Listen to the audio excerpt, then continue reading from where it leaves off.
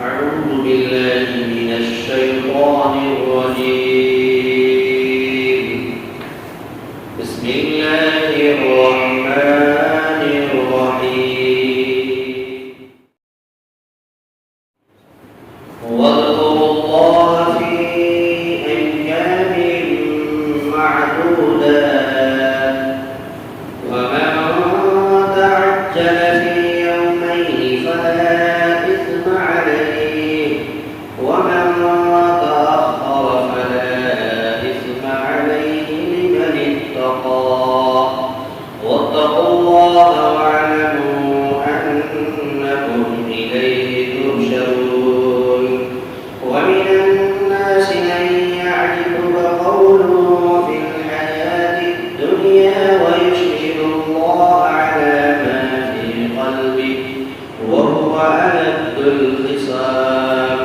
وإذا تولى سعى في الأرض ليفسد فيها ويهلك الحرث والنسل والله لا يحب الفساد. صدق الله العظيم. اور اللہ تبارک و تعالیٰ کا ذکر بلند کرو گنتی کے چند دنوں میں، چند ایام میں. بس جو شخص اجلت اختیار کرے 2 دنوں کے اندر میں تو اس کے اوپر کوئی گناہ نہیں ہے، اور جو شخص مؤخر کرے، پورا کر لے تو اس کے اوپر بھی کوئی گناہ نہیں ہے. یہ اس شخص کے لیے ہے جو تقوی اختیار کرتا ہے اور اللہ کا ڈر اپنے اندر رکھتا ہے، اور جان لو کہ بلا شبہ اللہ تبارک و تعالیٰ تم لوگ اللہ کی طرف لوٹائے جاؤ گے، جمع کیے جاؤ گے. اور لوگوں میں بعض وہ ہے جس کی باتیں تمہیں بھلی لگتی ہے دنیاوی زندگی میں، اور وہ اللہ تبارک و تعالیٰ کو گواہ بھی بناتا ہے اس چیز پر جو ان کے دلوں کے اندر ہے.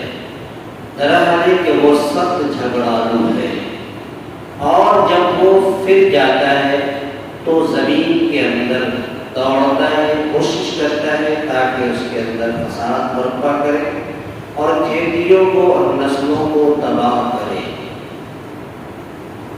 اور اللہ تبارک و تعالیٰ فساد کرنے والوں کو پسند نہیں فرماتا ہے. سورۃ البقرہ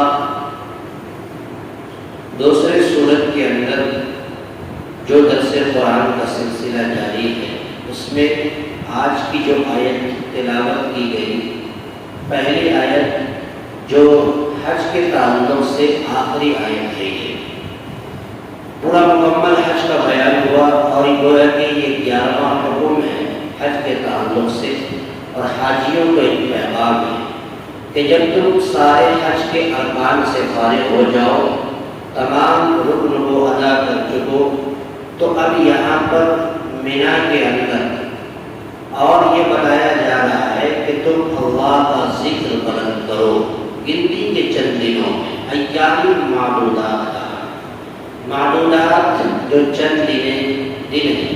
مفسرین لکھتے ہیں کہ ایام معدودات سے مراد جو ہے ایام تشریق ہے، جس کے اندر ہر فرض نماز کے بعد اللہ کا ذکر بلند کیا جاتا ہے، اللہ کی بڑائی بلند کی جاتی ہے. تو اس کے اندر اللہ تبارک و تعالیٰ کا ذکر کرنے کے لیے حاجیوں کو، حجاج کرام کو یہ حکم ہوا. فرمایا وَاذْكُرُوا اللَّهَ، تم اللہ کا ذکر بلند کرو فی ایام معدودات، گنتی کے چند دنوں میں.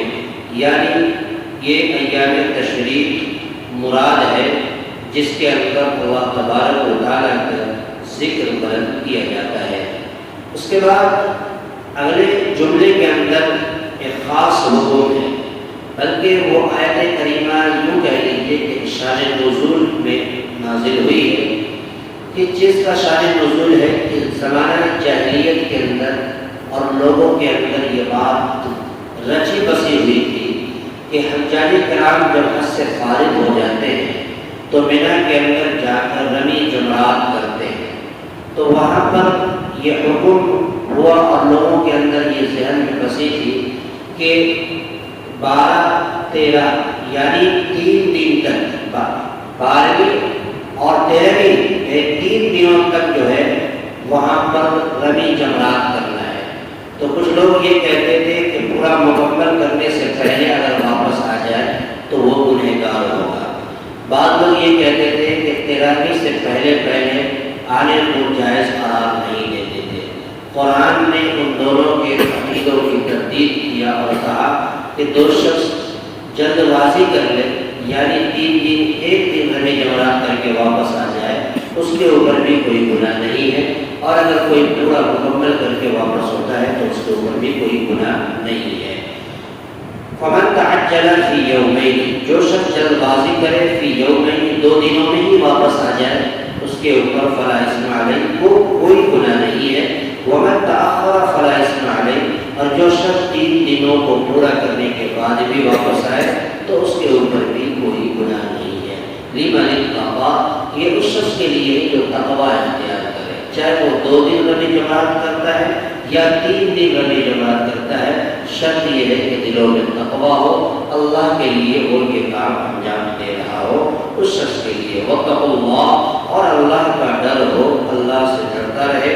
واعلموا انکم الیہ تحشرون، اور جان لو کہ بلا شبہ تم لوگ اسی کی طرف جمع کیے جاؤ گے، لوٹائے جاؤ گے۔